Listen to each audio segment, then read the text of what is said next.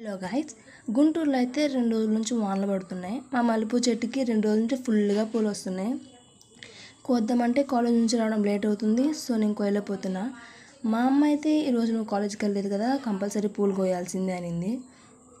సర్లే అని చెప్పి పూలు కోసే పని పెట్టుకున్నా. నేను మూవీ చూస్తున్నాను. యాక్చువల్గా ఒక 5కి మూవీ స్టార్ట్ అయింది. మా అమ్మ ఏమో చీకటి పడిపోతే పూలన్నీ విచ్చులిపోతాయి, నేను మాలగడ్డం రాదప్పుడు, సో వెళ్ళి పూలు కోయి అంటుంది. సర్లే అని చెప్పి మూవీ నేను ఆపేసేసి పూలు కోయడానికి వెళ్ళాను. చూడండి గైస్ ఎన్ని పూలు వచ్చినాయో. నిజానికి ఇవన్నీ మా చెట్టు పూలే అనమాట. ఈ పూలు కోయడానికి చాలా కష్టపడ్డాను నేను, ఎందుకంటే మా చెల్లు ఉంది, బట్ కానీ తను మల్లెపూలు కోయట్లా. మాకు సన్నజాతి చెట్టు ఉంది అండ్ విరజాతి చెట్టు కూడా ఉంది. మా చెల్లి ఆ పూలు కోస్తుంది, సో నేను ఒకదాన్ని పూలు కోస్తున్నాను. ఇవేంట్రా అంటే ఎంత కోసినా పూకి చెట్టుకి తెల్లగానే కనబడుతున్నాయి, కానీ చెట్టు పచ్చగా రావట్లేదు. నేను పూలు కోయడం స్టార్ట్ చేస్తే మాత్రం నాకు చెట్టు మొత్తం పచ్చగా అయిపోవాలి.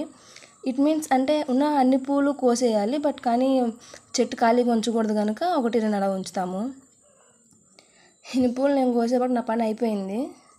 మా అమ్మ ఏంట్రా అంటే, ఇన్ని పూలు కోసామా మేము కష్టపడి, ఇంట్లో పనులు కూడా స్టార్ట్ చేయకుండా వెళ్ళి పూలు కోసుకొని వస్తే మా అమ్మ ఈ పూలన్నీ ఇంటి పక్కన వాళ్ళకి పనిచేస్తానంటది. మరి ఇంకా కోయడం దేనికో నాకేం అర్థం కాదు. ఒకవేళ చెట్టు మీద ఉన్న చక్కగా మల్లెపూలు మంచి వాసన వస్తాయి కదా, అప్పుడు మా లైన్ మొత్తం, మా గల్లీలో ఉండే వాళ్ళు మొత్తం స్మెల్ వచ్చింది. మా చెట్టు వైపు ఈ పూలు ఉంటే, చెట్టు మీదే పూలు ఉంటే మాత్రం మా గల్లీ మల్లెపూలు వాసన వస్తుంది. అది బెస్టా, చెట్టు మీద నుంచి కోసేసి అందరూ పంచడం బెస్టో కామెంట్ చేయండి.